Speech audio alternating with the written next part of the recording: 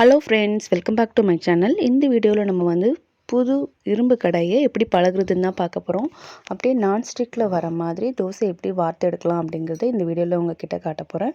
So வீடியோக்குள்ளே போகிறதுக்கு முன்னாடி இதான் ஃபஸ்ட் டைம் என்னோடய வீடியோ பார்க்குறீங்க அப்படின்னா ஒரு லைக் பட்டனை கிளிக் பண்ணிவிட்டு சப்ஸ்கிரைப் பண்ணி வச்சுக்கோங்க. நோட்டிஃபிகேஷனில் ஆல் ப்ரெஸ் பண்ணிட்டீங்கன்னா நான் போடுற வீடியோ உங்களுக்கு உடனுக்குடன் உங்களுடைய மொபைலில் வந்து சேரும். இப்போ வாங்க நம்ம வீடியோக்குள்ளே போகலாம். ஸோ இது வந்து பார்த்திங்கன்னா நான் லோக்கலில் வாங்கின ஒரு இரும்பு கடாய். இது மாதிரி ஹேண்டிலோடு இருக்குது. நல்ல வெயிட்டாகவே இருக்குங்க.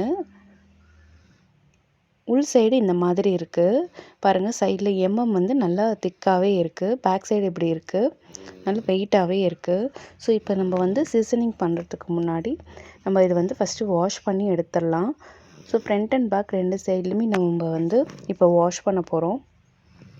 ஸோ ஃபஸ்ட்டு நம்ம சீசனிங் பண்ணிட்டோம் அப்படின்னா வித்தின் ஒரு 5 to 7 மினிட்ஸ்லேயே இதில் வந்து நம்ம தோசை ஊற்றிடலாம்.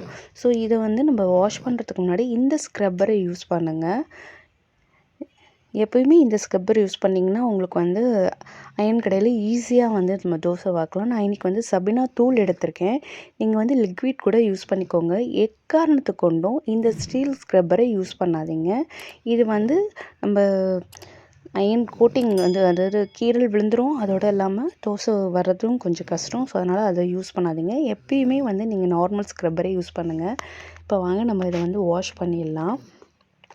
இது வந்து நம்ம கடையிலேருந்து வாங்கிட்டு வந்தோம் அப்படிங்கிறதுனால ஃபஸ்ட்டு நம்ம இதை வந்து ஒரு வாட்டி வாஷ் பண்ணிக்கலாம். இந்த மாதிரி வாஷ் பண்ணிவிட்டு நம்ம கையாலேயோ இல்லை டிஷ்யூ பேப்பர்லேயோ நம்ம அதை வந்து அழுத்தம் கொடுத்து துடைச்சி பார்த்தோம் அப்படின்னா உங்களுக்கு வந்து கரை இல்லாமல் நல்லா இருந்து அப்படின்னா நம்ம வாஷ் பண்ணுறதை நிறுத்திக்கலாம். சப்போஸ் உங்களுக்கு வந்து துரு எங்கேயாவது இருக்குது அப்படின்னு தெரியும் பட்சத்தில் அகெயின் ஒரு 1 or 2 டைம்ஸ் வந்து நீங்கள் வாஷ் பண்ணி நம்ம சீசனிங் பண்ணி எடுத்துக்கலாம். பாருங்கள், இப்போ இது வாஷ் பண்ணியாச்சு. நான் வந்து ஒரு காட்டன் துணியில் இப்படி துடைக்கிறேன். நீங்கள் வந்து ஒரு டிஷ்யூ பேப்பரில் கூட துடைச்சிக்கலாம். இந்த மாதிரி 2 பக்கமும் துடைச்சிட்டு அந்த காட்டன் கிளாத்தை பார்த்தீங்கன்னா தெரியும். உங்களுக்கு எந்த துருவும் இல்லை அப்படின்னா நம்ம இப்போ இதை வந்து சீசனிங் யூஸ் பண்ணிக்கலாம். ஸோ ஃபஸ்ட்டு ஸ்டெப்பு என்ன பண்ண போகிறேன்னு பார்த்தீங்கன்னா இதில் கொஞ்சமாக ஒரு டீஸ்பூன் நல்லெண்ணெய் ஊற்றிக்கிறேன். ஸோ அதில் வந்து பார்த்திங்கன்னா 1 டேபிள் ஸ்பூன் சால்ட்டு போட்டுக்கிறேன். மஞ்சள் தூள் 1 டேபிள் ஸ்பூன் போட்டுக்கிறேன். ஸோ இது வந்து 3த்தையும் நல்லா மிக்ஸ் பண்ணி அந்த பேனில் நல்லா தடவி விட்டுடுறேன். சால்ட் அண்ட் டர்மரிக் வந்து பார்த்திங்கன்னா ஒரு நல்ல ஆன்டிபயாட்டிக். இதில் இருக்கிற எந்த பாக்டீரியாஸ் வந்து எதுவுமே இல்லாமல் பார்த்துக்கும். அது மட்டும் இல்லாமல் புதுசாக நம்ம எந்த ஒரு பொருள் வாங்கினோம் அப்படின்னாலும் நம்ம மோஸ்ட்லி வந்து இந்த மஞ்சள் அதெல்லாம் போட்டு நம்ம க்ளீன் பண்ணுவோம் இல்லைங்களா. ஸோ அந்த மாதிரி இப்படி இந்த மாதிரி நம்ம ஃப்ரண்ட் அண்ட் பேக் 2 இடத்துலையும் நல்லா தேய்ச்சிடலாம். உங்களுக்கு டைம் இருக்குது அப்படின்னா இதை வந்து 1 day பிஃபோர் இந்த மாதிரி நீங்கள் தேய்ச்சி வச்சிட்டிங்கன்னா கூட நல்லது தான். ஸோ இது வந்து நான் வித்தின் ஒரு 3 மினிட்ஸில் இதை வந்து நான் க்ளீன் பண்ணி ரப் பண்ணிட போகிறேன். இந்த சீசனிக்காக 2 வெங்காயம் எடுத்து வச்சுருக்கேன். ஸோ இப்போ இதை வந்து நம்ம வாஷ் பண்ணிடலாம். ஒரு 2 நிமிஷம் கழித்து வாஷ் பண்ணி எடுத்துக்கலாம். ஸோ இந்த மாதிரி பண்ணுறது மூலமாக நமக்கு கண்ணுக்கு தெரியாத சின்ன சின்ன இந்த இரும்பு துகள் ஏதாவது இருந்தால் கூட இந்த வாஷில் நம்ம வெளியே வந்துடும். ஸோ இப்போ இதை துடைச்சி எடுத்துக்கலாம். இப்போ நம்ம இதை சீசனிங் பண்ண போகிறோம். ஒரு பெரிய வெங்காயத்தை மட்டும் சாப் பண்ணி வச்சுருக்கேன். இந்த வெங்காயத்தை அப்படி தோலோடையே வச்சுருக்கேன். இதுக்கு பேக் சைடில் இந்த மாதிரி ஃபோக் வச்சு குத்திக்க போகிறேன். ஸோ இதை யூஸ் பண்ணி நம்ம பண்ணலாம். இந்த டைம் வந்து நான் வந்து விளக்கெண்ணெய் எடுத்திருக்கேன். நல்லெண்ணெயோட விளக்கெண்ணெய் வந்து டென்சிட்டி அதிகம், அதனால் அதை எடுத்திருக்கேன். அதில் வந்து 1.5 டேபிள் ஸ்பூன் போட்டிருக்கேன். ஸோ அது வந்து காயணும். நல்லா ஹீட்டாக வச்சுக்கோங்க. ஃபுல் ஃப்ளேம்லேயே நம்ம வந்து அடுப்பை வச்சுட்டு இந்த சீசனிங் பண்ணணும். ஸோ கடுகு எதுக்கு போட்டேன் அப்படின்னா ஆயில் நல்லா சூடாக பொரிக்க ஆரம்பிச்சிட்டதுக்கப்புறமா நம்ம வந்து சாப் பண்ணி வச்சுருக்க ஆனியன் அதில் போட போகிறோம். ஸோ இதை வந்து பார்த்திங்கன்னா இதில் நம்ம வந்து வெங்காயத்தை வதக்குறோம் அப்படின்னா இந்த ஆயில் வந்து அந்த தோசை தவாவில் எல்லா இடத்துலையும் ஸ்ப்ரெட் பண்ணணும். அதுக்காக தான் நம்ம பண்ணுறோம். ஸோ அப்படியே ஆயில் ஊற்றி வச்சோன்னா அது வந்து சீக்கிரமாக கருத்துரும். ஒரு இடத்துல இருக்கும். நல்லா ஈவனாக ஸ்ப்ரெட் பண்ணணும் அப்படின்றதுக்காக தான் நம்ம இதை வந்து ஆனியன் போட்டு ஃப்ரை பண்ணுறோம்.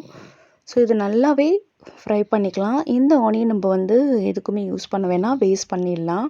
பாருங்கள், இந்த அளவுக்கு நல்லா கருந்து வந்துருச்சு பாருங்கள். இப்போ இதை நம்ம வந்து ரிமூவ் பண்ணி எடுத்துடலாம். இது வந்து ஃபஸ்ட்டு சீசனிங். ஸோ இது பண்ணி முடிச்சிட்டக்கப்புறமா அந்த விளக்கெண்ணெய் அதிலேயே இருக்கும். சப்போஸ் ஒரு சில பேருக்கு விளக்கெண்ணெய் பிடிக்கல அப்படின்னா, இதில் வந்து தேங்காய் துருவல் ஆட் பண்ணிக்கோங்க. அந்த ஸ்மெல் வந்து தோசையில் வராது. இல்லை எனக்கு பிடிக்கல அப்படின்னா, நீங்கள் நல்லெண்ணெயில் கூட பண்ணலாம். No issues. இப்போ 2வது டைம் நான் என்ன பண்ணியிருக்கேன் அப்படின்னு பார்த்தீங்கன்னா, கொஞ்சமாக நல்லெண்ணெய் விட்டுருக்கேன். ஸோ அந்த நல்லெண்ணெயில் நம்ம ஃபோர்க்கில் வச்சுருக்க அந்த ஆனியன் வச்சுட்டு அப்படியே கிளாக் வைஸ் உள்ளேருந்து வெளியே, வெளியிலேருந்து உள்ளே இந்த மாதிரி வந்து ஒரு 4 ஆர் 5 டைம்ஸ் வந்து ஃபுல்லாக எல்லா இடத்துலையும் ஸ்ப்ரெட் பண்ணுற மாதிரி நம்ம சீசனிங் பண்ணிக்க போகிறோம். ஸோ இந்த மாதிரி பண்ணி முடிச்சிட்டோம் அப்படின்னா, ஒன்ஸ் இது கம்ப்ளீட் பண்ணதுக்கப்புறமா இருக்கிற எண்ணெய் எல்லாத்தையும் இந்த மாதிரி ஒரு கல்லுப்பு போட்ட மூட்டையில் நல்லா ஃபுல்லாக க்ளீன் பண்ணி எடுத்து வச்சுக்கலாம்.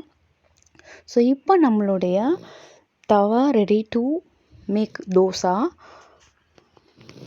இப்போ நம்ம இந்த தவா வந்து தோசை ஊற்றி எப்படி வந்திருக்குன்னு பார்க்கலாம். பாருங்கள், உடனே வந்து ஃபஸ்ட்டு தோசை ஊற்றுறோம். ரொம்பவும் திக்காகவும் இல்லாமல் மெலிசாகவும் இல்லாமல் மீடியம் சைஸில் இப்போ நான் ஊற்றிருக்கேன். இப்போ பாருங்கள், நல்லா அங்கங்கே பபிள்ஸ் வர ஆரம்பிச்சிருக்கு. இந்த மாதிரி வந்திருக்கு அப்படின்னாலே நம்மளோட தவா வந்து ரெடி, அதாவது தோசை வந்து ரெடி பண்ணுறதுக்கு சீசனிங் நல்லா பண்ணியிருக்கோம் அப்படின்னு தெரிஞ்சிடும். ஸோ இப்போ இதை வந்து நம்ம திருப்பி போடுறேன் பாருங்கள். ஈஸியாக வந்து ஒட்டாமல் வந்துருச்சு பாருங்கள், நல்லாவே வந்திருக்கு. ஸோ இந்த ஃபஸ்ட்டு தோசையும் நம்ம சாப்பிட வேணாம், இதை வேஸ்ட் பண்ணிடலாம். ஸோ இதுக்கப்புறமா சுடுற எல்லா தோசையுமே நம்ம வந்து யூஸ் பண்ணிக்கலாம். இப்போ பாருங்கள், நல்லா மெலிசாக பேப்பர் ரோஸ்ட் கணக்காக நான் இப்போ வந்து இதில் தேய்ச்சி ஊற்ற போகிறேன். இது எப்படி வந்திருக்குன்னு பார்க்கலாம் பாருங்கள். ஸோ ஒன்ஸ் நீங்கள் இதை தோசைக்கு பழகிட்டீங்க அப்படின்னா, இதில் வந்து ஃப்ரை பண்ணுறதோ, சப்பாத்தி சுடுறதோ அந்த வேலையை எதுவுமே மிச்சிக்கக்கூடாது. சில பேர் வந்து இந்த கருணக்கிழங்கு ஃப்ரை பண்ணுறேன், ஃபிஷ் ஃப்ரை பண்ணுறேன்னு வருவாங்க. அந்த இதெல்லாம் இதில் செய்யாதீங்க. அதுக்கு இன்னொரு ஒரு தோசைக்கல் யூஸ் பண்ணிக்கோங்க. கண்டிப்பாக சப்பாத்தி இதில் சுடவே கூடாது. ஒன்ஸ் அப்படி நீங்கள் பண்ணிட்டீங்க அப்படின்னா தோசை வர்றது ரொம்ப கஷ்டம். பாருங்கள், பேப்பர் ரோஸ்ட் கணக்காக சூப்பராக வந்திருக்கு இந்த தோசை. அதுவும் வித்தின் ஒரு 5 to 7 மினிட்ஸ்லேயே வந்து பார்த்திங்கன்னா நம்ம ஈஸியாக வந்து இதில் தோசை வந்து மேக் பண்ணிடலாம். ஸோ ஒரு வாட்டி தோசை ஊற்றிட்டக்கப்புறமா அந்த கல் மூட்டை பண்ணி வச்சுருக்கேன் இல்லைங்களா, அதில் வந்து ஆயிலில் டிப் பண்ணிவிட்டு நீங்கள் வந்து ஒரு தடவை கோட் கொடுத்துருங்க. ஸோ அந்த மாதிரி பண்ணும்போது உங்களுக்கு அடுத்த தோசையும் சேம் அதே மாதிரி ஈஸியாக வந்து நம்மளால் வார்க்க முடியும். ஸோ ஒன்ஸ் ஒரு 10க்கு மேற்பட்ட தோசையெல்லாம் சுட்டுட்டிங்க அப்படின்னா கல் வந்து ரொம்ப ஹீட்டாக இருக்கும். அந்த சமயத்தில் ஐஸ் க்யூப் அப்படி இல்லைன்னா ஜில் தண்ணி கொஞ்சமாக அதில் வந்து ஸ்ப்ரெட் பண்ணிவிட்டு அதே மூட்டையை வச்சு நல்லா எல்லா இடத்துலையும் ஈவனாக ஸ்ப்ரெட் பண்ணிவிட்டு அதுக்கப்புறமா நீங்கள் தோசை ஊற்றி பாருங்கள். உங்களோட தோசை வந்து அகெயின் மறுபடியும் ஒட்டுற ப்ராப்ளம்லாம் எதுவுமே வராமல் ஈஸியாக சுட்டு எடுத்துடலாம். ஏன்னா ரொம்ப நேரம் நம்ம அடுப்பு கல்லுலேயே இருக்குது இல்லைங்களா, ஸோ ரொம்ப ஹீட் ஆகிடுச்சு அப்படின்னாலும் தோசை வார்க்கிறது கொஞ்சம் கஷ்டமாக இருக்கும். பாருங்கள், இது எவ்வளோ அழகாக நல்லா அப்படியே பேப்பர் ரோஸ்ட் மாதிரி வந்திருக்கு. ஸோ ஒரு வாட்டியும் தோசை ஊற்றிட்டதுக்கப்புறமா இந்த முடிச்சு வந்து நீங்கள் ஒரு வாரம் வரைக்கும் இல்லை ஒரு 10 நாள் வரைக்கும் கூட யூஸ் பண்ணலாம். இந்த கல்லுப்பு போட்டு முடிச்சு இந்த பையை. ஸோ எங்கள் அம்மா வீட்டில் அப்படி தான் பண்ணுவாங்க. ஒரு சின்ன டப்பாவில் எண்ணெய் ஊற்றி இந்த பையை வந்து அதில் போட்டு வச்சுப்பாங்க. ஸோ அதை வந்து ஒவ்வொரு வாட்டி தோசை சுட்டு எடுத்ததுக்கப்புறமாவும் அதை அப்படியே அழகாக தேய்ச்சி விட்டுட்டு அதுக்கப்புறமா நெக்ஸ்ட்டு தோசை சுடுவாங்க. ஈஸியாக வரும். எங்களோட அம்மா அப்படி தான் பண்ணுவாங்க. ஸோ இந்த மாதிரி நீங்கள் வந்து ஐஸ் க்யூப்ஸோ அப்படி இல்லைன்னா தண்ணியை வந்து இந்த மாதிரி போட்டு அது நல்லா வைப் பண்ணிவிட்டு அதுக்கப்புறமா தோசை சுட்டு பாருங்கள். அதாவது ஒரு 10க்கு மேற்பட்ட தோசையை சுட்டுட்டக்கப்புறமா அந்த மாதிரி ட்ரை பண்ணி பாருங்கள். உங்களுக்கு ஈஸியாக தோசை வரும். ஸோ இந்த வீடியோ உங்களுக்கு பிடிச்சிருக்கும்னு நினைக்கிறேன். பிடிச்சிருக்குன்னா உங்களோட ஃப்ரெண்ட்ஸ் அண்ட் ஃபேமிலிக்கு மறக்காமல் ஷேர் பண்ணிவிட்டு என்னுடைய சேனலை சப்ஸ்கிரைப் பண்ணி வச்சுக்கோங்க. கடைசியாக நம்ம வந்து ஃபுல்லாக கம்ப்ளீட் பண்ணி முடிச்சதுக்கப்புறமா இந்த மாதிரி ஆயில் போட்டு வைப் பண்ணி வச்சுருங்க. ஒரு மாதத்துக்கு ஒரு தடவை நீங்கள் வாஷ் பண்ணால் போதும்.